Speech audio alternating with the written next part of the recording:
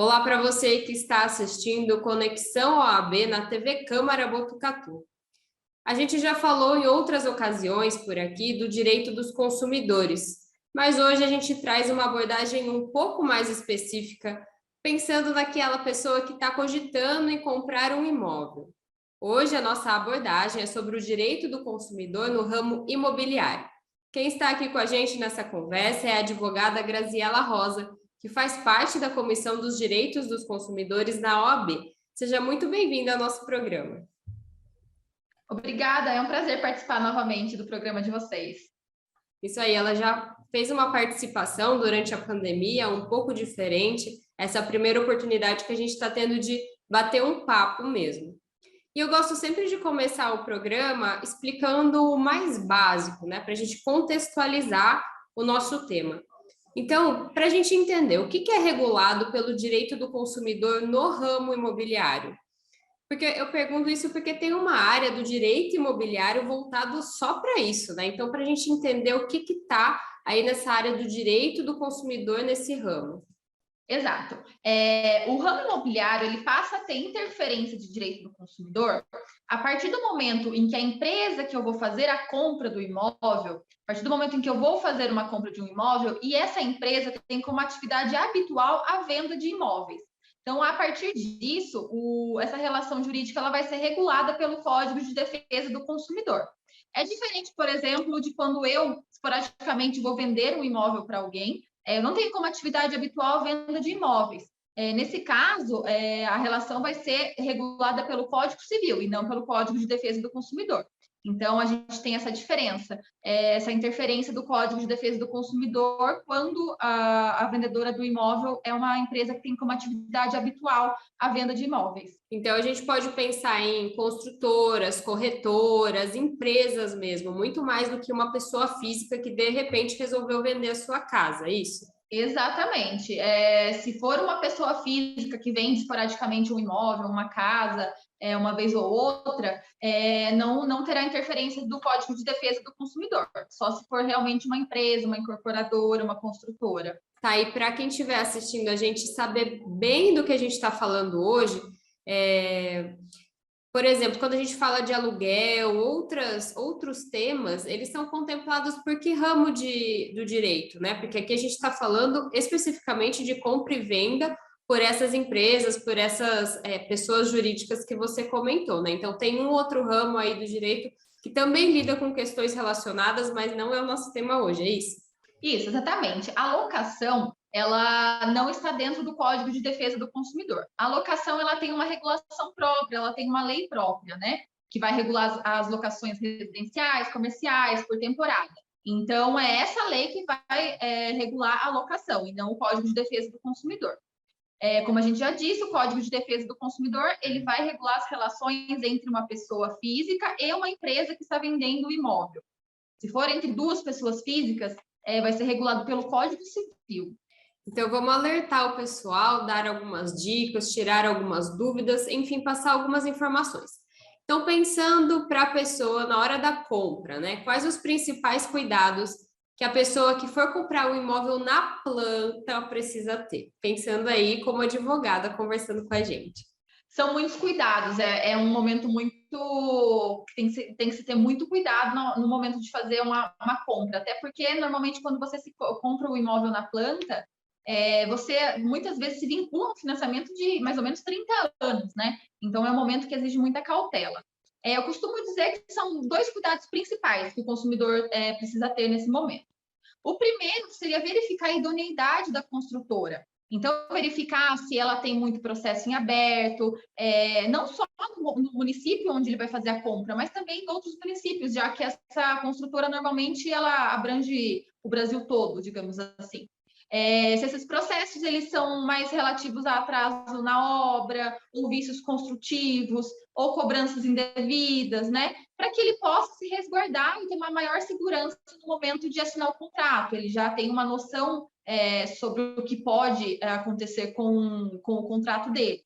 A segunda cautela, que eu acho que é fundamental, é que o consumidor verifique exatamente o memorial descritivo daquele imóvel. É lá que vai constar toda a medida, todas as medidas do imóvel, todos os materiais que vão fazer parte do acabamento. Então, lá vão ter todos os detalhes do imóvel, para que o consumidor saiba o que ele espera, o que ele pode esperar quando ele receber as chaves do imóvel. Então, assim, são 2 cuidados que são essenciais para quem vai comprar um imóvel na planta. E essas informações, esses dados que você falou, eles são de fácil acesso? A pessoa tem que quebrar muito a cabeça para encontrar isso?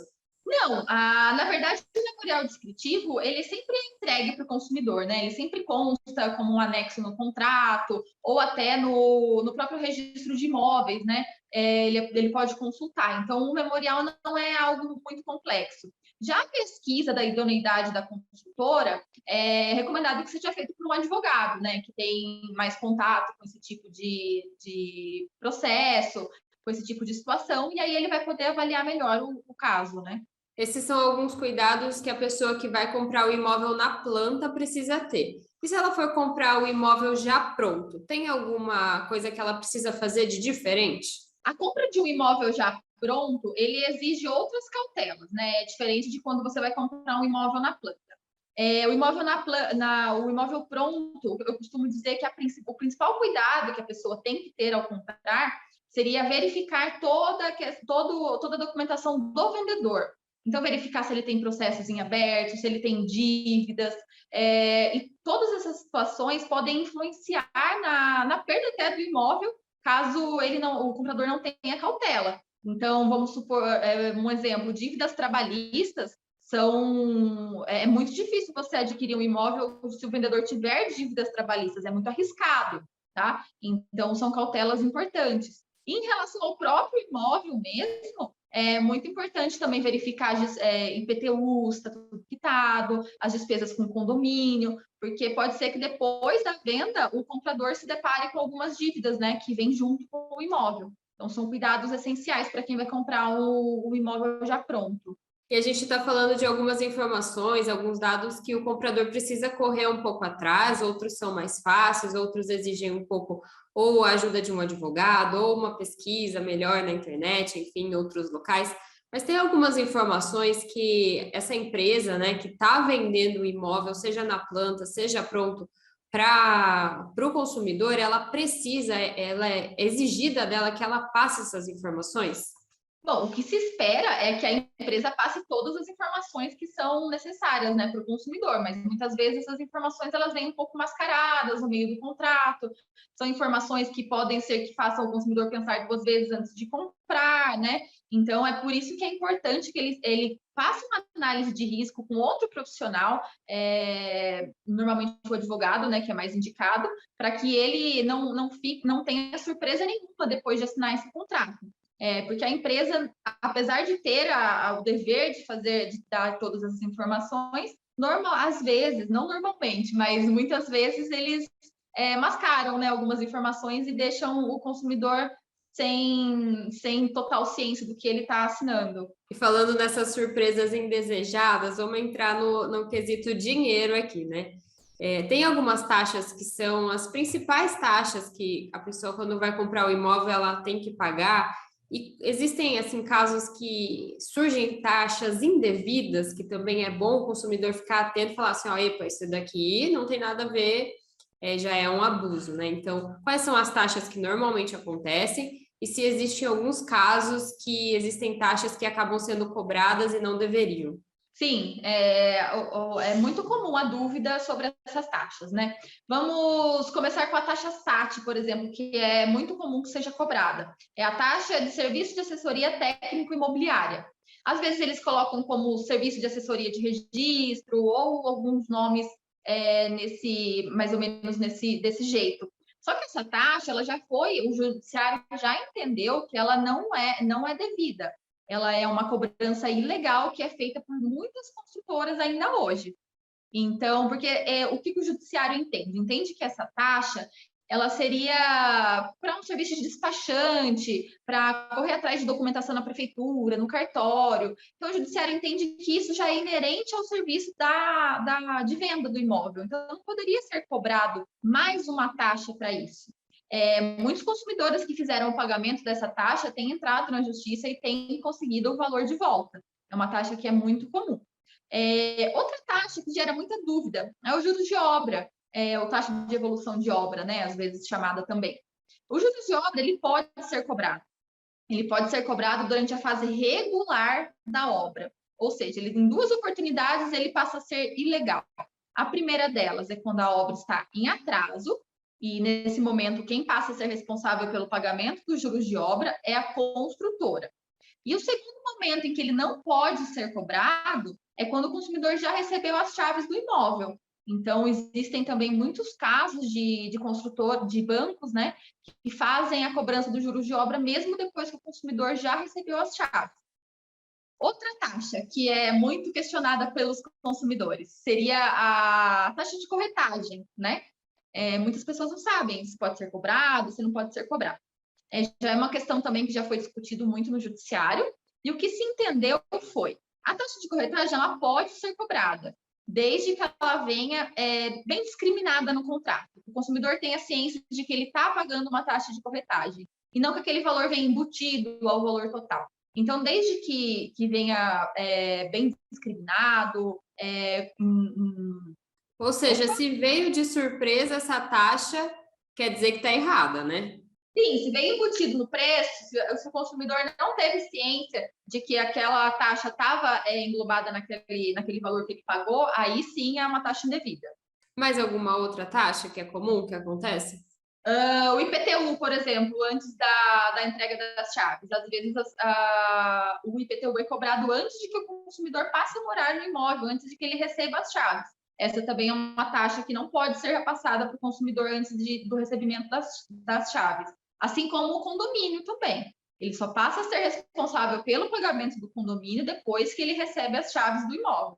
E já que a gente está falando de algumas taxas, algumas coisas que não deveriam acontecer, embora você explicou certinho, né, quando acontece, quando foi entendido que já não é para cobrar, existem casos também de venda casada na hora da pessoa querer comprar o imóvel, isso é comum, e como que a pessoa pode se proteger disso? A principal taxa que é cobrada e é considerada venda casada é a taxa SAT, né, que eu já comentei anteriormente. Você faz o contrato com a construtora e automaticamente com aquele contrato você já é obrigado a pagar essa taxa junto. Então, isso é considerado a venda casada. O consumidor, no momento em que ele faz a compra, ele é obrigado a fazer aquele pagamento. Ou seja, se ele não fizer aquele pagamento, eles não fecham o contrato com o consumidor. Normalmente, como se resolve isso, né? Depois que é feito o pagamento, muitas taxas igual essa já é muito conhecida pelo judiciário, aí o consumidor entra com um processo, né, pedindo a restituição dos valores que foram pagos indevidamente. Bom, agora a gente vai entrar numa outra fase da nossa conversa. Vamos imaginar que esse consumidor que está pesquisando tanto aí sobre taxas, sobre melhores maneiras de comprar, finalmente comprou o seu imóvel. Você falou do IPTU. Então, afinal, quando que o IPTU passa a ser de responsabilidade do comprador, do consumidor? O IPTU ele só vai passar a ser responsabilidade do consumidor depois da entrega das chaves. E se o imóvel, se todo o empreendimento já estiver pronto, tá? Então, se estiver faltando alguma coisa, área de lazer, área comum, ainda não passa a ser responsabilidade do consumidor, porque ele ainda não tem a posse total de tudo que ele comprou. Então, a partir do momento em que ele tem a posse total, a posse útil daquele local, aí sim ele passa a ser responsável pelo pagamento do IPTU. E agora pensando um pouquinho nessas obras mais de condomínio, mais feitas por construtoras, apesar que é uma pergunta que pode englobar outros cenários, né? Quando que a gente pode considerar que a obra está atrasada para entrega? E nesses casos, realmente a obra atrasou, quais são os direitos do consumidor? Essa é uma pergunta que é muito importante, porque os contratos, normalmente, eles prevêem prazos de entrega que vão totalmente contra o entendimento do judiciário, contra a lei do consumidor. Então, muitos consumidores não sabem que o imóvel dele está atrasado, justamente porque no contrato consta uma cláusula muito confusa, né? Então, normalmente, como que as construtoras colocam essa cláusula? Eles vinculam a data de entrega, o prazo de entrega, com o registro do contrato de financiamento do banco, né, no registro de imóveis. Então, mais ou menos assim, 24 meses após o registro do contrato de financiamento no registro de imóveis. E isso é um prazo incerto, a pessoa não sabe quando foi realmente feito o registro. É uma informação que não está clara para o consumidor. Quando isso acontece, o judiciário entende que deve ser contado o prazo a partir da data de assinatura do contrato com a construtora. E quando a gente faz essa contagem, muitos contratos você pode verificar que vão já estar em atraso, a pessoa às vezes nem sabia. Quando é constatado esse atraso, são dois direitos que são muito importantes que a pessoa passa a ter. O primeiro deles é quando o empreendimento está atrasado, quando já deveria ter sido entregue, o consumidor não deve ser mais o responsável pelo pagamento dos juros de obra, que é um juros que é pago mensalmente durante a fase de obras. Essa responsabilidade ela passa a ser da construtora, tá? Então, esse é o primeiro direito que é inerente ao atraso de obra. E o segundo é que o consumidor ele passa a ter direito a uma indenização mensal por cada mês de atraso. Então, são duas consequências que são muito importantes e que muitas vezes é de desconhecimento das pessoas. Sim, e na prática esses casos se concretizam, né? É comum ver obras atrasadas que o consumidor de fato consegue garantir esses direitos de não pagar os juros da obra e conseguir essa indenização? Sim, é muito comum no Brasil todo, né? A gente tem visto que tem o conceito de imóvel na planta, essa cultura de comprar o imóvel na planta tem crescido muito. E com isso também tem crescido muito a demanda no judiciário. Então, essa já é uma questão que já foi abordada em vários processos. Então, é uma questão que já está pacificada e é dessa forma que se entende. O consumidor que entra no judiciário, ele tem uma segurança jurídica muito grande, né, com relação ao resultado do processo. E agora pensando um pouquinho ao contrário, né? A gente falou da obra atrasada.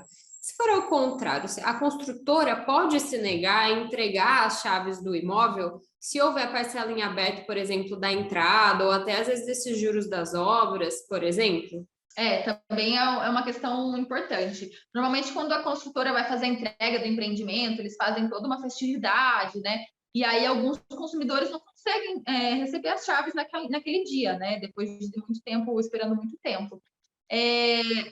O judiciário já entendeu que a entrega das chaves ela deve ser feita para o consumidor que já fez o pagamento da maior parte do contrato. Então, esses contratos, normalmente, se utiliza de financiamento bancário para fazer o pagamento, né? Então, no momento de entrega das chaves, o consumidor, através do financiamento bancário e dos valores que ele já pagou diretamente para a construtora, ele já pagou mais ou menos 90% daquele contrato. Então, o judiciário entende que não seria justo que ele não recebesse as chaves do imóvel já tendo pago mais de 90% do contrato. Então, como que a gente orienta as pessoas que estão nessa situação? Eles devem procurar um advogado para que ele entre com um processo, com uma liminar, e o juiz vai obrigar a construtora a fazer a entrega das chaves, mesmo com essa parcela da entrada em atraso. E agora uma outra dúvida que eu não sei se é comum, mas na internet, na hora que eu pesquisei esse assunto, apareceu também, né? Até que etapa desse processo todo de compra o consumidor pode desistir dessa compra? E se ele desistir, até que etapa ele recebe o dinheiro de volta que ele pagou? Aliás, será que ele recebe, né? Qual que é a resolução desse caso? Bom, é sempre possível desistir do negócio até a finalização dos pagamentos, né? O que precisa ser avaliado realmente é se isso compensa. No caso de ter sido utilizado um financiamento bancário para poder fazer o pagamento desse contrato, caso haja desistência, o consumidor vai ter que aguardar o leilão judicial daquele imóvel. Então, muitas vezes sobra um pouco um saldo para ele, ou outras vezes não, só é feito o pagamento da dívida e não sobra mais nada para ele receber. Mas aí ele precisa realmente aguardar o leilão e ver a que preço foi vendido, foi arrematado esse imóvel no leilão, né? Em outros casos, principalmente de terrenos, que às vezes o consumidor faz o parcelamento diretamente com a loteadora, né? Nesses casos em que não há financiamento bancário para fazer o pagamento, o consumidor, dependendo das condições do contrato, ele pode receber de 50% a 90% de volta do que foi pago. Então, às vezes, muitas vezes, na verdade, as construtoras devolvem uma quantidade ínfima do que o consumidor pagou, que não corresponde ao que ele tem direito. Então, por isso que é preciso de uma orientação de um advogado especializado nessa área, quando vai se fazer o distrato de um contrato de compra e venda de imóvel. E é sempre bom a gente ressaltar que cada caso é um caso, e uma dica muito importante é avaliar bastante o contrato que está sendo assinado na hora da compra, pode ser na planta, pode ser um terreno, pode ser o imóvel pronto, sempre avaliar muito bem, né? Exatamente. É muito importante. Porque depois que você se vincula a um contrato desses, vamos supor que tem interferência de um financiamento bancário. Como eu disse, você vai precisar guardar o leilão do imóvel para receber os valores pagos. Então, é muito importante você saber disso antes de assinar o contrato, para que não tenha dor de cabeça depois com relação a isso. Tá. E agora, passando por todas essas etapas desse processo mesmo da compra de um imóvel, depois que foi feita a compra, o que o consumidor pode exigir da construtora ou da empresa de quem ele fez essa compra quando aparecem defeitos na construção do imóvel? E existem prazos para que essa construtora se responsabilize por eles? É muito comum também aparecerem muitos defeitos, né, nessa construção, principalmente em empreendimentos populares. Piso solto, trinco, rachadura, infiltração, então são problemas muito recorrentes. Eu costumo dizer que o consumidor ele fica resguardado durante 10 anos após a compra. Nos 5 primeiros anos, a gente chama de prazo de garantia. Então, o consumidor ele tem direito de exigir da construtora que ela faça o reparo caso seja verificado algum defeito desse tipo. Nos próximos 5 anos, depois do prazo de garantia, o consumidor tem direito a uma indenização caso ele se depare com algum defeito na construção. Então, basicamente, né, de uma forma simples para que vocês possam me entender, é como se eu fizesse o reparo do defeito e entrasse com um pedido de indenização contra a construtora, para que ela me ressarcisse o valor que eu paguei para fazer esse reparo, né? Justamente porque deveria ter sido entregue um empreendimento de uma qualidade que correspondesse ao que eu comprei, né? Sim, olha, a gente passou por tantas fases aqui nessa conversa, né? Desde a pessoa tá pensando em comprar, ela comprou, depois que comprou, até quando antes dessa gravação, a gente conversou sobre que abordagem a gente poderia dar para o direito do consumidor, uma abordagem diferente. E essa abordagem do ramo imobiliário apareceu porque parece que está bem em alta aqui em Botucatu, trazendo aqui para a nossa cidade, e na sua experiência também. O que você vê que acontece de problemas mais comuns que estão fazendo as pessoas procurarem advogados até quando a gente fala dessa compra de imóveis? São tantos empreendimentos que estão saindo aqui na nossa cidade, o assunto está em alta, então para a gente já saber mais ou menos quais os problemas que acontecem. Botucatu tem recebido muitas construtoras, né? Muitos empreendimentos já foram entregues, outros ainda estão para serem entregues, alguns estão em atraso, né? E não só empreendimentos populares, mas também alguns de alto padrão. As principais cobranças, né, e principais causas do consumidor procurar um advogado são essas que já foram citadas: cobrança indevida, atraso na entrega do imóvel, cobrança de IPTU e condomínio fora do prazo legal, cobrança de taxa de atribuição de unidade, por exemplo, que é a individualização do apartamento, que às vezes é repassada para o consumidor, e isso não pode. Então, são diversas irregularidades, diversas situações que fazem o consumidor procurar o advogado nesses casos imobiliários. E para a gente terminar, então, porque esse programa foi super um tira-dúvidas, né? Bem informativo para a pessoa evitar problemas, né?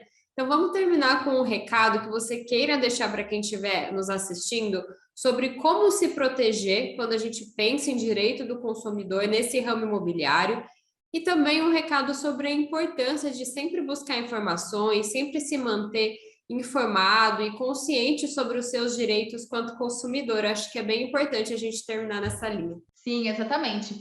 Como eu já disse, né? Muitas vezes no Brasil as pessoas ficam anos guardando um dinheirinho para poder dar entrada no imóvel, ou às vezes se vinculam a um financiamento de 30 anos, que você vai passar quase a vida toda pagando. Então, é um momento que exige muita cautela. Você não pode sair assinando um contrato na emoção, sem fazer uma análise exata do que você está assinando, porque isso pode comprometer muitos aspectos na sua vida, né? Então, é muito importante que o consumidor que tem interesse em adquirir um imóvel, ele procure um advogado de sua confiança para que ele possa fazer uma análise dos riscos que estão permeando aquela negociação, uma análise do contrato que vai ser assinado. Então, o consumidor ele precisa ter bastante cuidado nesse aspecto. Por isso que é importante a ajuda de um profissional, para que ele não tenha surpresas no futuro e não faça pagamento de valores que são indevidos. Graziela, muito obrigada por essa conversa, esse bate-papo super informal, super informativo, que eu acho que vai ajudar, às vezes, alguém que está precisando pesquisar tudo isso na internet, perder um tempo pesquisando pergunta a pergunta, se tirar um tempinho para assistir esse programa, já vai sair bem esclarecido.